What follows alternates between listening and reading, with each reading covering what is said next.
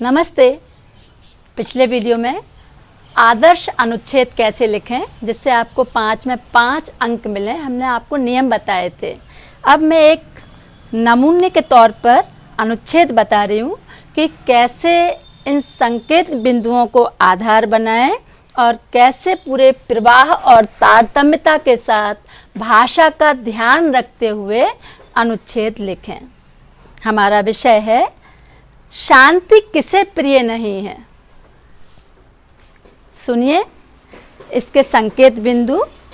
भारत एक शांति प्रिय देश। दूसरा बिंदु है अहिंसा ही सबसे बड़ा धर्म। तीसरा बिंदु है शांति से बढ़कर कोई हथियार नहीं। ये अनुच्छेद मैंने इसलिए चुना कि वर्तमान में जो युद्ध के संकेत हमें दिखाई दे रहे हैं या हिंसा का तांडव दिखाई दे रहा है समाज में, उससे हम अपने विद्यार्थियों को शांति की बात बता पाएं और अपने देश और संस्कृति की इस विशेषता से परिचित कराएं। तो अब पहला बिंदु था भारत के बारे में, एक शांति प्रिय देश। इस बात से कोई भी असहमत नहीं हो सकता कि भारत एक शांति प्रिय देश है। इस देश की जड़ों में सत्य, अहिंसा, त्याग और प्रेम की भावनाएं भरी हुई हैं। इस देश ने स्वयं को ही नहीं, सारे विश्व को प्रेम और शांति का पाठ पढ़ाया है। महात्मा गौतम बुद्ध ने सत्य और अहिंसा का जो संदेश दिया, उससे न केवल भारत बल्कि चीन, Japan, Korea, Burma, Sri Lanka, Tibet जैसे देशों के लोग भी बौद्ध धर्म के अनुयायी हो गए। विश्व के अन्य परतंत्र देशों ने जहां अपनी आज़ादी रक्त बहाकर प्राप्त की, वहीं भारत ने अपनी आज़ादी महात्मा गांधी के नेतृत्व में अहिंसा के बल पर प्राप्त की। भारत की शांति प्रियता का इससे बड़ा उदाहरण नहीं हो सकता। हमारे ऋषि मुनियों ने तो वसुधैव कुटुंबकम का संदेश दिया है और हमने भी यही कामना की है कि सबका कल्याण हो, सभी सुखी हों, सर्वे भवन्तु सुखिना की कामना करने वाला देश शांति प्रियता की मिसाल है। पर हमारी शांति की भावना को हमारी कमजोरी नहीं समझा जाना चाहिए। हम अपनी ओर से किसी से शत्रुता नहीं रखना चाहते, पर यदि कोई जानबूझकर हमसे टकराता है तो हम उसे चूर चूर करने का हौसला भी रखते हैं। वास्तव में शक्ति की चादर में लिपटी हुई शांति ही श्रेयस्कर होती है। अब आप एक बार इस वीडियो को फिर सुनें और फिर देखें कि क्या हमने इन बिंदुओं को पूरा किया। पहला बिंदु था भारत एक शांति प्रिय देश। दूसरा बिंदु था अहिंसा ही सबसे बड़ा धर्म। और तीसरा शांति से बढ़कर कोई हथियार नहीं। तो ये बिंदु समाहित हैं। कोई संदेश मिला, तारतम्यता थी, शब्दों का चयन अच्छा था, स्तरीय भाषा थी। अगर ये सब बातों का ध्यान रखा तो कौन रोक सकता है आपको 5 में 5 अंक लाने से।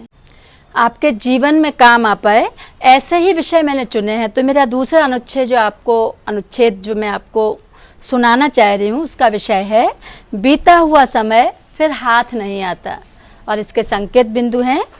पहला, समय ही जीवन है। दूसरा, समय का सदुपयोग। तीसरा, दुरुपयोग से होने वाली हानियाँ। और चौथा, महापुरुषों के उदाहरण।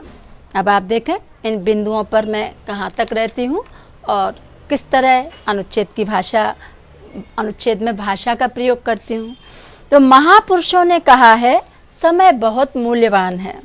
एक बार निकल जाने पर यह कभी वापस नहीं आता। वास्तव में समय ही जीवन है। इसकी गति को रोकना असंभव है। संसार में अनेक उदाहरण हैं जो समय की महत्ता को प्रमाणित करते हैं। जिसने समय के मूल्य को नहीं पहचाना वह हमेशा पछताया है। इसके महत्व को पहचानकर इसका सदुपयोग करने वाले व्यक्तियों ने अपने जीवन में लगातार सफलता प्राप्त की है।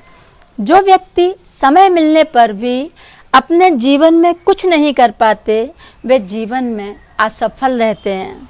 जो विद्यार्थी पूरे वर्ष पढ़ाई नहीं करते, वे फेल होने पर पछताते हैं। तब यह उक्ति अब पछताएं होत क्या, जब चिड़िया चुग गई खेत चरितार्थ होती है। विद्यार्थी को समय का मूल्य पहचानते हुए हर पल का सदुपयोग करना चाहिए। समय कभी नष्ट नहीं करना चाहिए। जो समय नष्ट करता है, समय उसे नष्ट कर देता है। महान पुरुषों ने समय का सदुपयोग किया और अपने जीवन में सफलता पाई। स्वामी दयानंद, महात्मा गांधी, मदर टेरेसा, वर्तमान में अब्दुल कलाम और हमारे प्रधानमंत्री नरेंद्र मोदी समय के सदुपयोग के बल पर ही निरंतर आगे बढ़ रहे हैं। अतः हमें समय की महत्ता को समझते हुए योजना बनाना चाहिए और उस योजना को आधार बनाकर नियत समय पर अपने कार्य पूरे करना चाहिए। काल करे सो आज करे, आज करे सो अब, पल में प्रलय होएगी, बहुर करेगो कब। इस उक्ति से कौन परिचित नहीं। तो आपको समझ में आया कि किस तरह हमने समय का महत्व बताया। समय ही जीवन है, इस बिंदु को स्पष्ट किया। समय का सदुपयोग बताया, दुरुपयोग से हानियां बताई, फिर कुछ उदाहरण दिए, एक संदेश दिया और कबीर के दोहे से इसका समापन किया।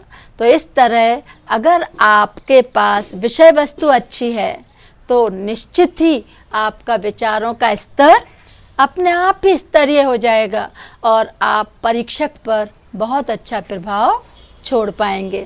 इसलिए आपको अपने पढ़ने की आदत और सुनने की आदत भी बढ़ानी है और इसके लिए लेट्स मेक हिंदी फन इस चैनल को लाइक करना है, सब्सक्राइब करना है और शेयर भी करना है।